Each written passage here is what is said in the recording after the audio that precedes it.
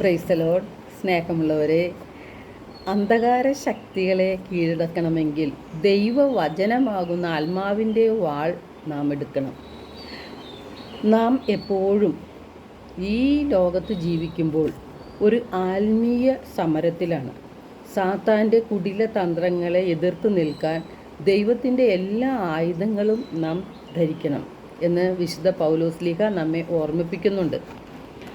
ദൈവവചനമാകുന്ന ആത്മാവിൻ്റെ വാൾ എടുക്കണം, വിശ്വാസത്തിൽ ഉറച്ചു നിന്നുകൊണ്ട്. ഹെബ്രായർ 4:12 തിരുവചനം പറയുന്നുണ്ട്, ദൈവത്തിൻ്റെ വചനം സജീവവും ഊർജ്ജസ്വലവുമാണ്, ഇരുതല വാളിനേക്കാൾ മൂർച്ചയേറിയ വചനം നാം ഉപയോഗിച്ച് സാത്താൻ്റെ കുടില തന്ത്രങ്ങളെ എതിർക്കുകയാണ് വേണ്ടത്. യേശു പറഞ്ഞിട്ടുണ്ട്, മനുഷ്യൻ അപ്പം കൊണ്ട് മാത്രമല്ല ദൈവത്തിൻ്റെ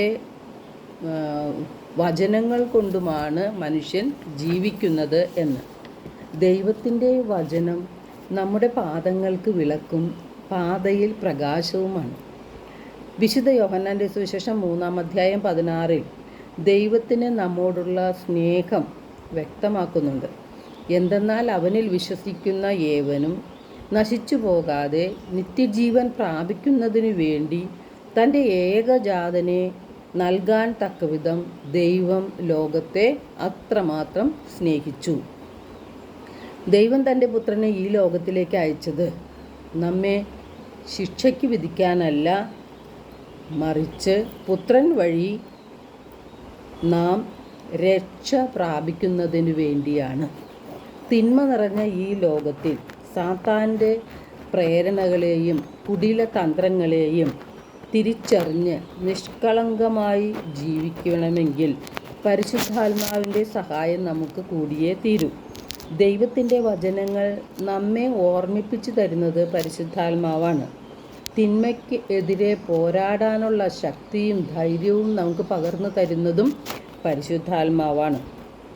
പരിശുദ്ധാത്മാവ് നമ്മിൽ വന്ന് നിറയുമ്പോൾ നമ്മുടെ ജീവിതത്തെ മുന്നോട്ട് നയിക്കുന്നത് പരിശുദ്ധാത്മാവായി മാറും.